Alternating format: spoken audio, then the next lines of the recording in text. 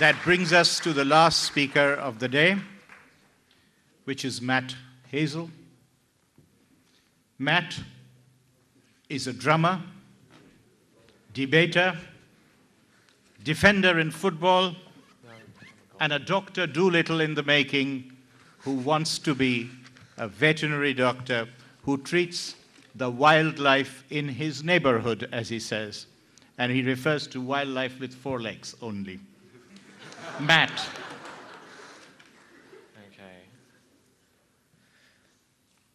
Mr. Speaker, honourable colleagues, venerable opponents, judges, ladies, gentlemen, Oxford. Thank you for inviting me to be here today. It's a real pleasure. And while I might speak from the second oldest university in the English-speaking world, I certainly don't speak from the second best university.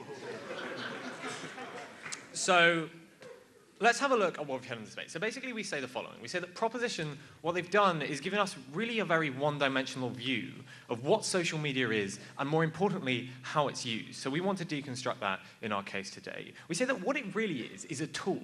And like picking specific examples of bad uses of it is not necessarily a reason why it is in of itself intrinsically bad. It's like saying, you know, the knife was a terrible invention because sometimes people stab each other with it. It's also a massively useful tool. It's like saying we shouldn't have had the printing press because someone wrote Twilight, right?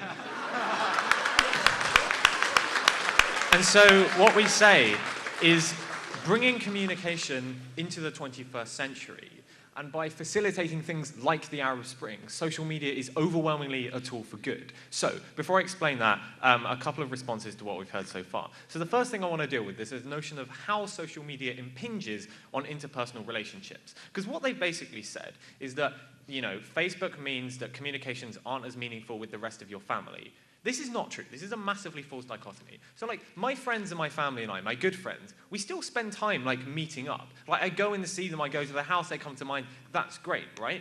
What Facebook does is an addendum to that. It allows me to decide when we should meet up, right? In a convenient form. Like I can't meet up to decide when to meet up because that is recursive and a paradox and silly. So when I joined Facebook in 2008, I was able to find friends who had left my school when they were 11. I don't have a telephone number for these people. I might not even have their address. I might even know where they live anymore, right? And what Facebook does is it allows me to communicate with people who I wouldn't otherwise have the means to communicate with at all. So what we say is that social networking necessarily fills a void that other types of communication don't provide. It doesn't make me less able to like be good friends with my siblings or my parents. It just allows me to be friends with other people who I wouldn't be.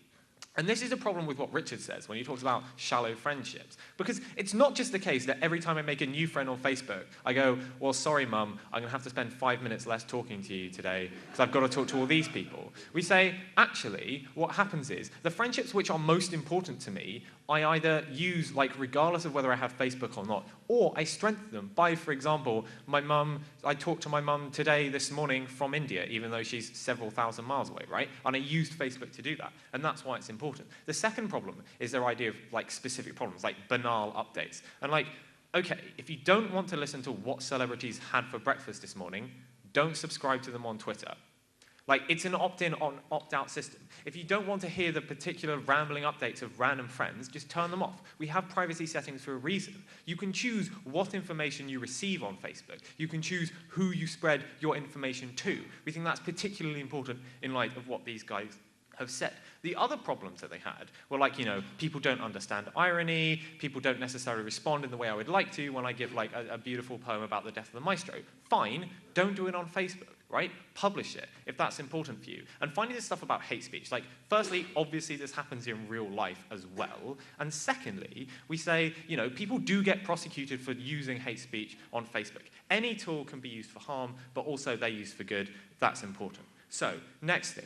In 1859, Charles Darwin, a scholar of Cambridge, incidentally, published his seminal work on the origin of species. And what he basically argues is that over time, species are forced to change as a result of the change in the environments that they exist in. What we say is that the global world that we live in now is fundamentally very different to the world that we lived in like 20 years ago. And that's why we need social communication. Because communication across long distances, across differing time zones, this is facilitated by social media in a way that it isn't by other traditional forms. And we think that that's particularly important. Richards quotes Romeo and Juliet in his speech.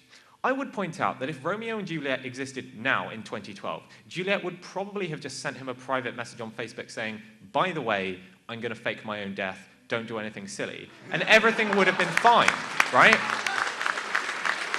And this is the kind of things we're talking about. When I can talk to my friends, right, it is the versatility and the speed of it. Like, electronic communication travels at what? Roughly 3 times 10 to the 8 meters per second. Post travels at the speed of like 40 kilometers an hour, give or take a couple of days for tea breaks, traffic jams, and like an angry dog that doesn't want you to deliver the post.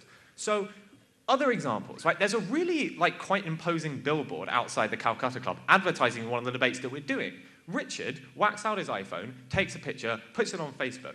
And like in that instance of time, within 5 minutes, my friends are commenting on it and giving me updates, which I actually quite like, you know, like good luck or don't be terrible or get a haircut. And as much as the proposition would like me to talk to all these people in person, like a letter just isn't going to get there in time. The phone bill is ludicrously expensive, and also it's 4 in the morning in the UK. So social media facilitates the kinds of communication that you can't see, and that's why it's really important. So next and finally, I want to talk about the Arab Spring, because we think that social media's involvement in the Arab Spring highlights its usefulness in the 21st century.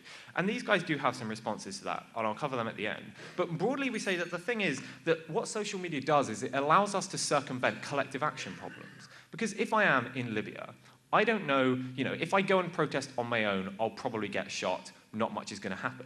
If I protest in a large enough group of people, that's how I actually get democratic change in my country. The problem is that I don't have a way of easily organizing and easily communicating with large numbers of like-minded people in an open sphere without the use of social networking. And that's why it's so important. And that's why something like 9 out of 10 Egyptians said that they did use Facebook and Twitter for organizing or getting updates about protests that were happening during the Arab Spring. And we think that that's hugely important. So, on to, you know, what these guys said. They said, you know, if you only use social media as, you know, the way in which you instigate your revolution, the Chinese government will shut it down and then you don't have a revolution. 2 responses to this. Firstly, don't only use social media. As evidenced by all the walking around and protesting, they didn't do that. And secondly, sometimes using tools that the government controls are the most effective ways of showing defiance. When Rosa Parks didn't get up on the bus, when Mahatma Gandhi didn't, like, get off the pavement, right? Those are the kinds of things that make the government actually be forced to change and are powerful symbols for rallying people. Social media is not a replacement for personal means of communication. It is an addendum. It fills a niche that does not exist and is a tool that can be used for good or ill, whichever way you choose. We shouldn't have to justify all the ills, given that the goods are better. The end. Thank you, Matt. Do we have a question? Yes? Is there a questioner on the Thank dais? you. Yes, go on. Sorry, I thought you were talking to me.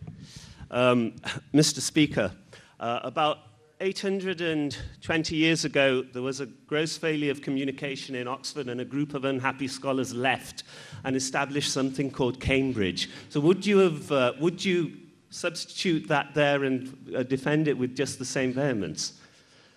Are failures of communication necessarily failures in the greater sense?